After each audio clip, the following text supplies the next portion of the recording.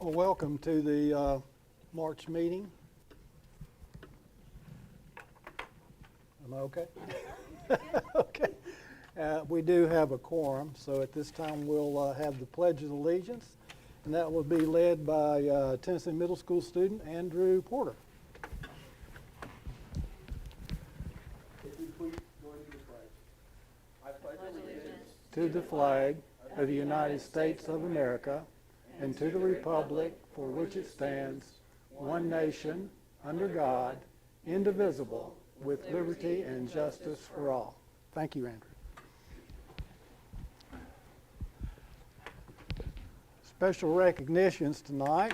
We have our spelling bee winners that Dr. Tudor will meet down to present and to have a picture made. I don't think we have all of them here, but I'll read their names for sure.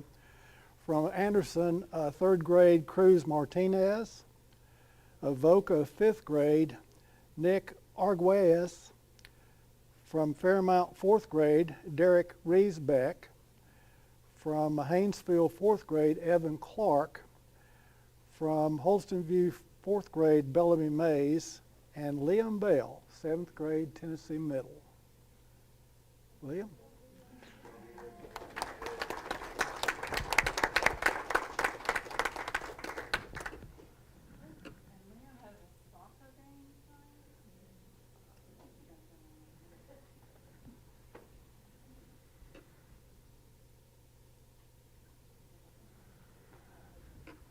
Thanks for coming, Liam. Appreciate you.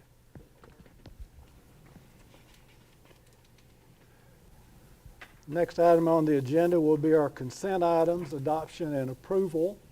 We'll take one vote to cover all these consent items. They're always discussed at the work session prior to the stated meeting. And it's usually, well, there's a lot of discussion, so these have been very, very much discussed. So it has to do with the minutes of the February 16th meeting, the financial reports, which revenue and expenditures for the general purpose, federal projects, school nutrition and capital projects fund for the month of January 2026, board approval listing of checks, electronic remittance paid during the month of January 26, budget revision, surplus items from Avoca, facilities and maintenance, Fairmount Elementary, the ad building, the Tennessee Middle and Tennessee High School. Do I have a motion to accept these? So moved. Do I have a second? I'll second. Any further discussion? Ms. Jenkins? Vice Chair Darnell, Yes. Ms. Henson, Yes. Mr. Cuddy, Yes. Chair Butcher, Yes. Secretary Taylor. Yes. Our hearing of delegates tonight, we have Principal Duthat, Dr. Luke Duthat, and staff from Tennessee Middle School will be speaking on opportunity culture and its impact on students and staff.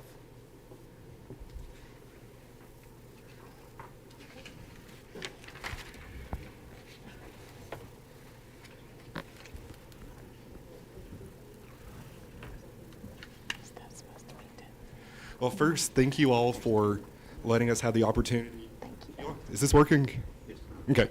So thank you all for letting us have the opportunity to be here tonight. We're really excited about a lot of the things that are happening at TMS this year, but really tonight I wanted to use this month that we have to highlight our school to talk about this new initiative that we started this year called Opportunity Culture.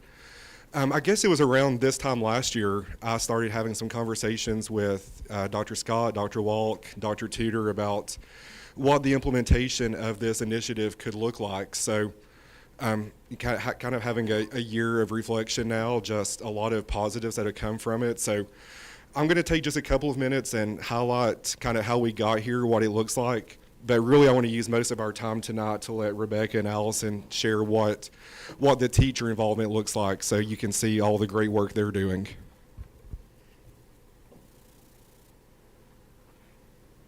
So we're one of, I believe, 5 schools in the state that are part of this initiative through Opportunity Culture. Really, with opportunity culture, the main phrase that we try to use is strategic staffing and intellectual preparation. We really want to try to bring home those best practices that sometimes don't always receive the priority and the attention that they need on a daily basis. So really trying to make sure that we have staffing in the right places to be successful for our students, to make sure that we are collaborating with each other, that we're planning as a team, and just that coherence and that cohesiveness that's so important in education. So really, opportunity culture as a whole is an initiative through Public Impact, SCORE, and TNTP, so 3 different educational organizations. So each one of those 3 kind of has a separate focus. Really, you can kind of think of it that way. First, it's to reach all students with excellent teaching consistently, which is obviously what we all strive to do each day.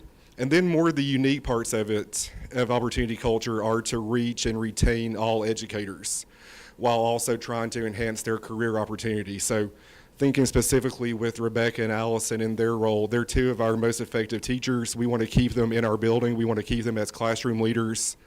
So through opportunity culture, we're able to give them leadership opportunities, compensate them for that, but also keep our best teachers in the classroom serving our students. And then with those 2 components, ultimately our goal is to show student growth and student achievement.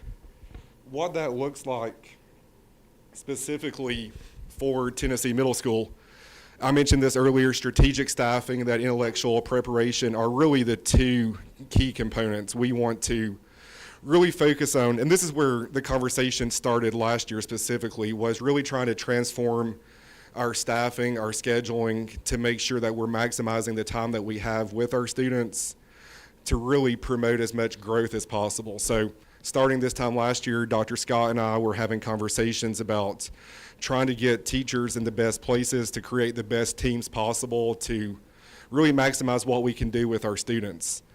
From there, thinking about our schedule, we've tried to be much more intentional with our personal learning time at the end of each school day to focus on collaboration, teamwork, intentionally putting kids in groups that can target their deficits or their strengths. How can we either target students that are struggling or extend students that are performing at a higher level each day?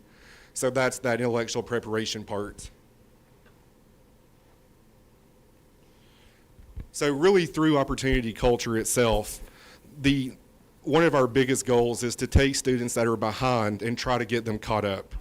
This is one of the graphics that they used when we were first starting into this journey with opportunity culture. Was if a student starts a year or 2 behind and they're just making adequate progress each year, they're going to remain behind through graduation. So even if we're growing them at a consistent rate, they're still going to be behind. So with what we're trying to do with MCL, that's a multi-classroom leader. That's what Rebecca and Allison are in this program, with trying to provide targeted support, additional coaching for our teachers, feedback cycles, all those various components. We're trying to expand to get additional growth each year. So instead of just trying to grow students 1 year at a time, we're trying to grow them at a faster clip. So not only do they get back on grade level, hopefully by the time they leave us at the middle school and get to the high school, they're not only just caught up, but hopefully more prepared than ever before. So, and again, they'll talk more about what that role looks like on a daily basis. This is some data from our most recent benchmark. I just wanted to quickly highlight. I won't go through all of this just for the sake of time, but looking at just year-to-year gains in math and ELA specifically, in 5 of the 6 areas, we have what I would consider to be pretty substantial growth. This is looking at benchmark 3 last year to benchmark 3 this year. So ELA and math are showing increases in proficiency. And then probably the one that's most important, I went way too far, is just looking at our cohort data as well. So as students have progressed from 5th grade to 6th grade, 6th, 7th, 7th, and 8th, so looking at the same students year over year, we're seeing, again, pretty substantial growth in ELA as well as in math in most areas as well. So really excited about what is being accomplished so far. Again, it's credit to the teachers that are doing this on a daily basis and being intentional and giving up a lot of their time to make this work. But so I'm going to let them talk more about what their actual role looks like and how they're supporting our teachers and students.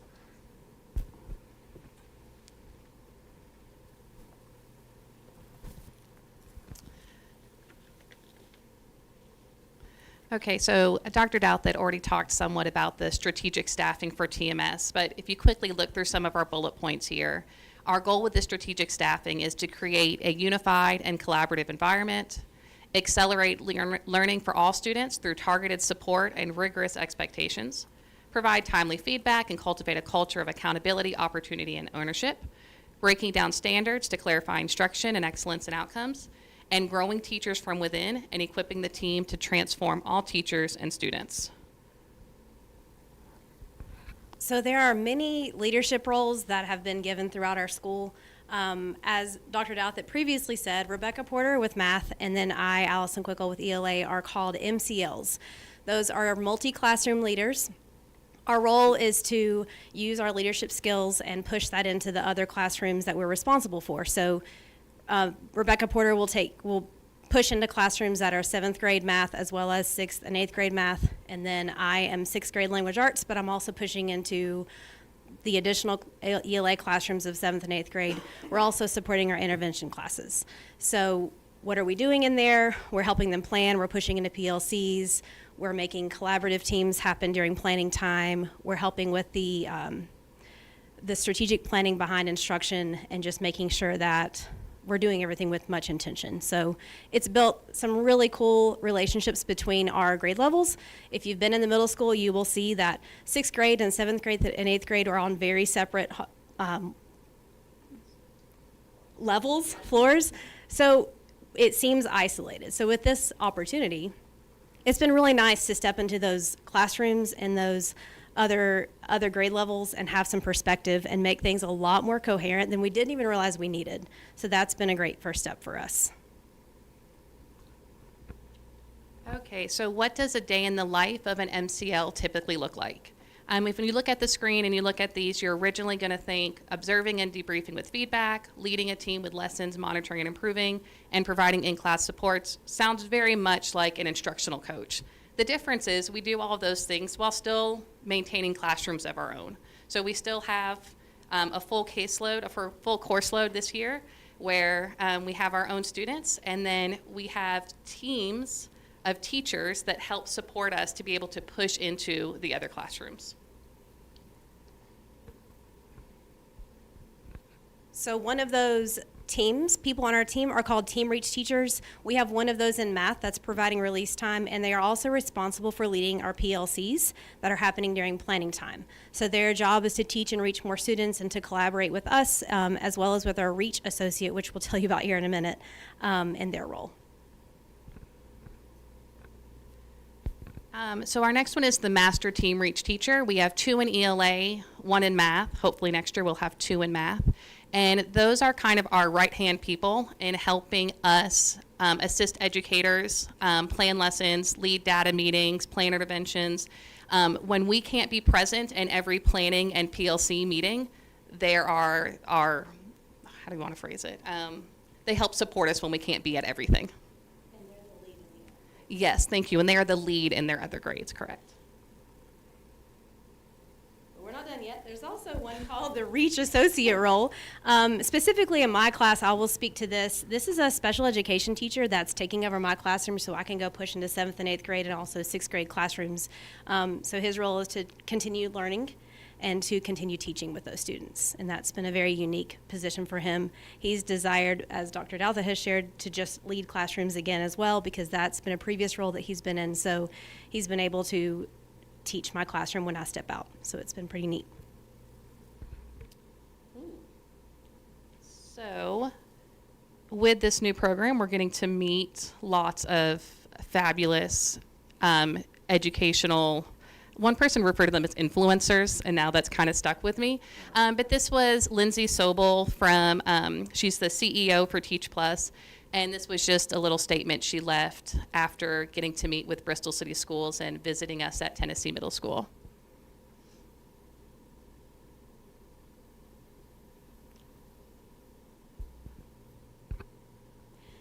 So today we took some next steps for opportunity culture specifically in our in-services today, and we met with a couple guys from TNTP, as we mentioned earlier, and our goals moving into next fall is to focus more on our intervention classes and to make sure those are instructionally coherent with our Tier 1 classrooms so that we can catch those low-performing students up. And we'll also be piloting some new coherence approaches to our intervention and PL, personalized learning times. And Honey says thank you.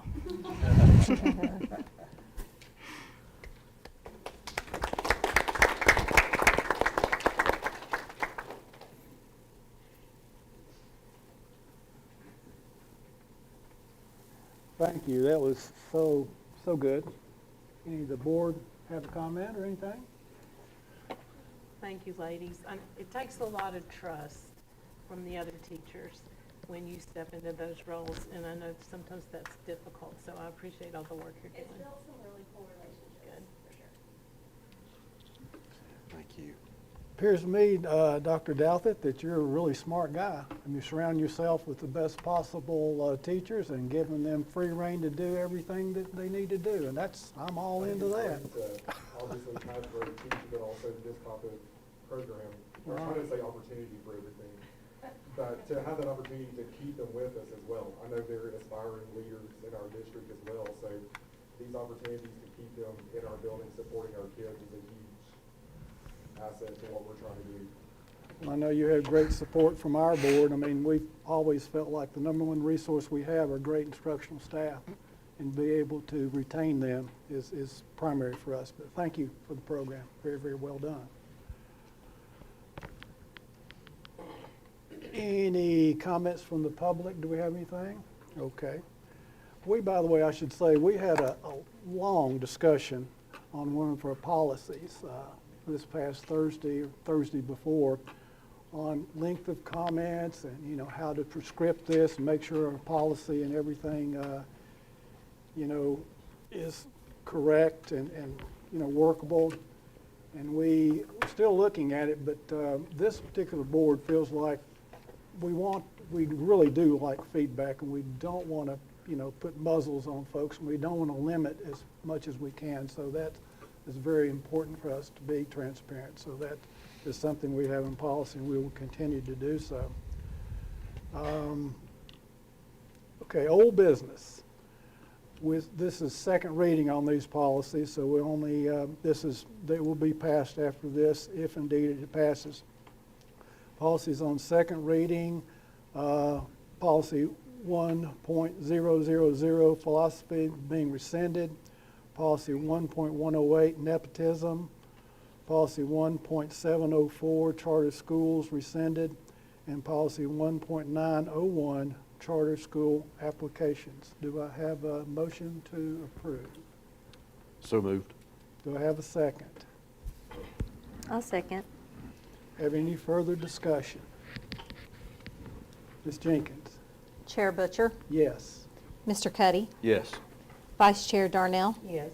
Secretary Taylor, Yes. Ms. Henson. Yes. Under new business, we have several items. We have policy, 2026 Tennessee tutoring grant application. Dr. Tudor is recommending board approval of the Tennessee tutoring grant application. Do I have a motion to approve? So moved. Do I have a second? I'll second. Discussion? Ms. Jenkins? Ms. Henson, Yes. Chair Butcher, Yes. Secretary Taylor, Yes. Mr. Cuddy, Yes. Vice Chair Darnell. Yes. Motion approved. UDT contract. Dr. Tudor's recommending board approval of the UDT contract. Do I have a motion to approve? I'll make a motion to approve this contract. Do we have a second? Second. Any discussion? Ms. Jenkins? Chair Butcher, Yes. Ms. Henson, Yes. Mr. Cuddy, Yes. Vice Chair Darnell, Yes. Secretary Taylor. Yes. Motion approved. Summer school. Dr. Tudor's recommending board approval of the summer school proposals for K-8 and for Tennessee High School. Do I have a motion to approve this? I so move. Do we have a second? I'll second. Any discussion? Ms. Jenkins? Mr. Cuddy? Yes. Chair Butcher? Yes. Secretary Taylor? Yes. Vice Chair Darnell? Yes. Ms. Henson? Yes. Okay, that passes. The fourth thing to consider is Anderson HVAC replacement. Recommending board approval for RFP number 26-006, Anderson Elementary School HVAC replacement to HVAC Incorporated, Bristol, Tennessee. The base bids of $840,469 consists of replacement of HVAC units in 12 classrooms in the 3-story addition and eliminates the need for gas-fired boilers, which were removed as part of this project. The budget allocated for this project is $900,000 over fiscal year 26 and 27. Do I have any discussion? Well, do I have a motion first to approve this? So moved. Second? I'll second. Any further discussion? Ms. Jenkins? Vice Chair Darnell? Yes. Mr. Cuddy? Yes. Secretary Taylor? Yes. Ms. Henson? Yes.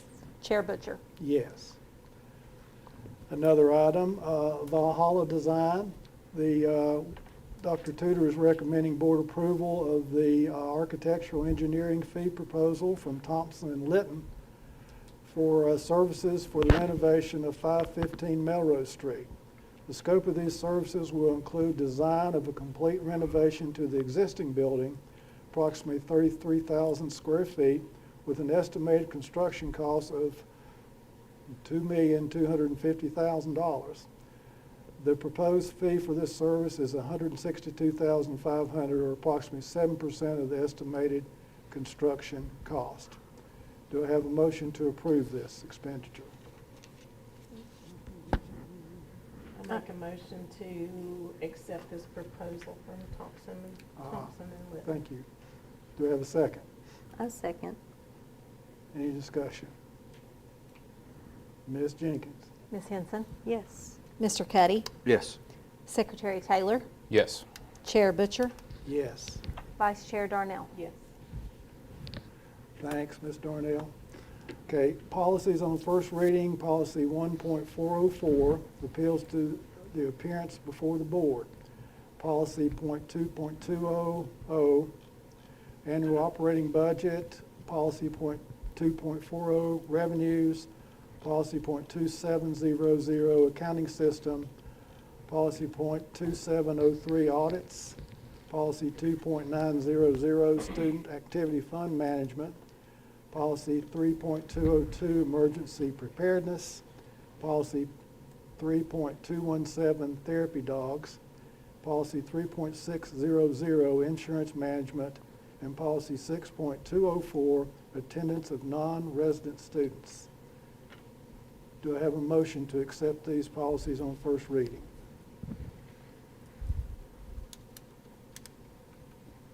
So move. Okay. Do I have a second? I'll second. Any discussion? I believe policy .3217, we're the only school system, I believe, to have a therapy dog policy. So good for us. All right. There's no further discussion. Ms. Jenkins? Secretary Taylor? Yes. Ms. Henson? Yes. Mr. Cuddy? Yes. Vice Chair Darnell? Yes. Chair Butcher? Yes. Thank you. First reading, those policies are passed. Dr. Tudor, your report, please. Thank you. I just wanted to point out, because it's mostly administrators in the room, we have so many policies because the Board of Ed and every 2 years reviews all of their policies. And so this is policy review time, and that's why you're seeing them monthly, and there's some revisions. So typically our policies change when we have legislative session and we go through. Administrators are used to that timeline, that in July and August we typically have a lot of either new policies or revised policies because of legislative session. We are doing these now because the board is going through policy review. I would like to also point out that the supervisors and the leadership team spend a lot of time, they're all kind of assigned a section and they work on different sections. So we've gone through section 1, which was Penny and I, maybe a little bit of Jen, and David does section 2.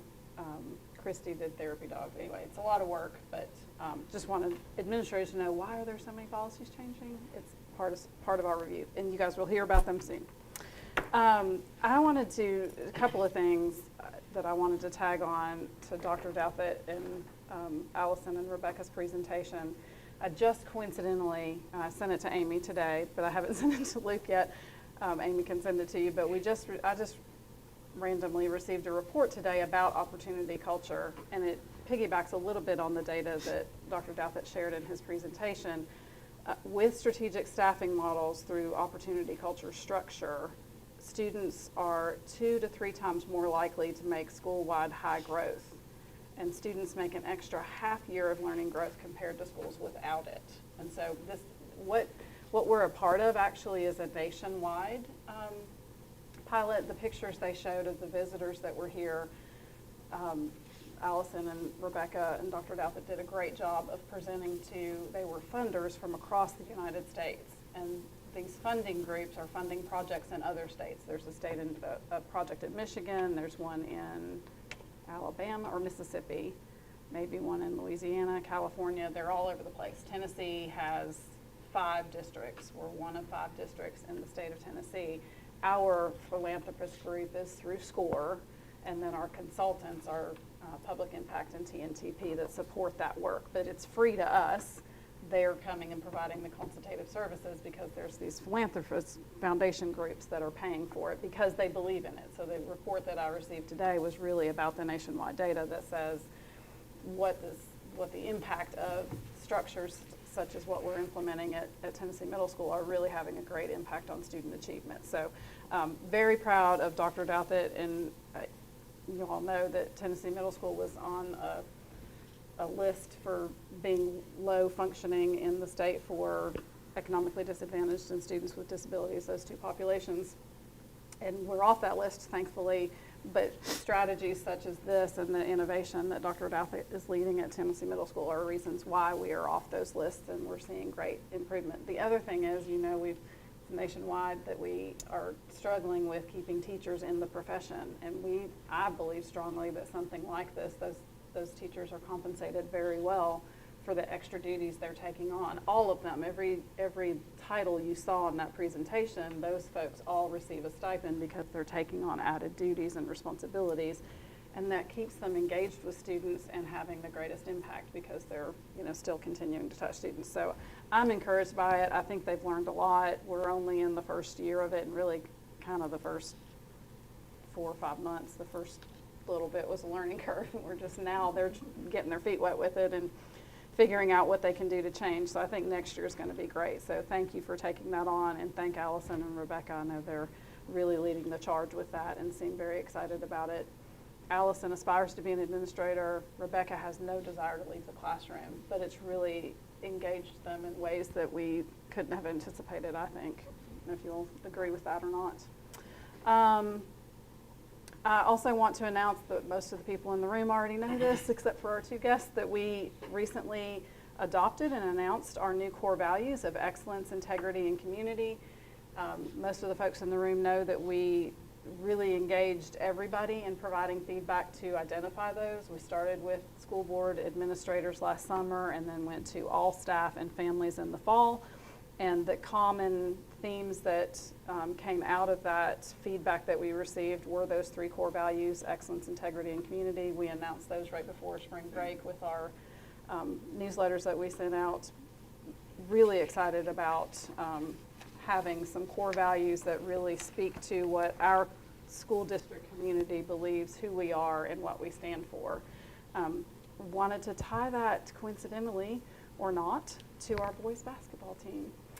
I really think that they just exemplify all 3 of those. Obviously, the excellence in what they did by going to the state for the first time since 2005, do I have that right? 21 years. But really, the stories that I heard one months ago about their trip down the road to East, and I sent that out in my email. But I've heard more stories from Coach McMeans just recently upon their return, things that I didn't even know were happening. Those boys really, it's so much more about the wins that they had and getting them to the state. It was really about who they are and the character that those boys have, and the young men that they are, who they are to each other, and their leadership on that team. So really special. They just exemplified all those things, the integrity. They brought the community together. I know I said this some other platform. It might have been last month's meeting, I'm not sure, but if you didn't attend that basketball game at Viking Hall, you really missed an opportunity to see our community come together in such an exciting and engaging way. And it was all about just supporting them to see something great happen, and they made it, and it was great. And stupid Tullahoma, but whatever. I know, I heard that too.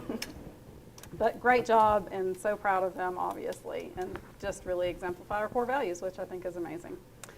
Another example of excellence, Andrew Cross was recently recognized. His students were recognized for 100% voter registration for eligible students. This is the third year in a row that they've earned that recognition. And it's not just Andrew Cross, it's all three of the government teachers who really reinforce what a great thing it is to have the privilege to be a voter and elect our leaders in our community and our state and nation. So congratulations to them at Tennessee High School. Spring sports season is upon us, so lots of things happening. Obviously, you saw that we had to let a student leave after getting their recognitions. They go play a soccer game tonight. I think there's a baseball game tonight. Lots of stuff happens in the spring. And then kindergarten and pre-K registration happens April 9th from 4 to 6 p.m. at each of our elementary schools where our children are zoned to attend. That's all I have. Thank you. Ms. Akerd, thanks for being here. Thank you. I think that's going to figure out. Briefly, I'll just, sorry. Just want to give a shout out to Mr. Cross. He is an excellent teacher, and so thrilled to see him being recognized for 3 years of birthday voter registration, and he is just phenomenal. I hate I missed it. I was on my way out the door and didn't make it, but just want to say congrats to him, and shout out to our basketball team and to our spelling bee winners. I think he's gone now, but anyway, also glad I was here tonight to hear Dr. Dowsett's presentation. That was truly remarkable, and please make sure and tell Rebecca and Allison how proud I am of them. I know firsthand they're both excellent teachers. We had a kickoff for Easter Saturday at Middle Creek Park, the extravaganza, so that was a success. And I'm sure y'all are aware, we just have a lot of great things going at Steel Creek right now. We're going to have a lot of improvements to all the playground areas. Slowly but surely, it's going to be truly remarkable. Also, with the addition of Katie's Playground, sure everyone's seen the drawings and the work out of how amazing all that's going to be at no cost to the taxpayers. And then also, just want to say we're entering budget season, hearing from all the departments, and looking forward to hearing from y'all at the end of April. And I feel like I'm forgetting something, but that's all I have. Y'all have any questions for me? Thank you. No, thank you. Comments from the board?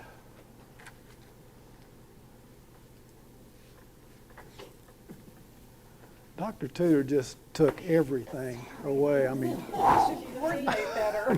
no, that's okay. Let's see, one more thing about Mr. Cross, if I'm not mistaken, because I talked to the gentleman that gave the award. Tennessee High is the first school east of Jefferson County to have won this 3 years in a row. So that's ground. And I was able to do a kind of judging a speech thing at Tennessee High School. One of the King professors asked me. It's a work-based learning program, and it was so good. And I'm just always so excited about students are able to present and talk in front of folks, and that's a hard thing to do. But our guys and gals are just so good at it, and thanks to our work-based learning program. And I would say Miss Penley, but you're not Miss Penley anymore. I mean, that's right. Yeah, I am. Okay, all right, still, all right. All right. Well, thank you for your work. Anybody else? We're adjourned until our next meeting's April the 20th. Thank you.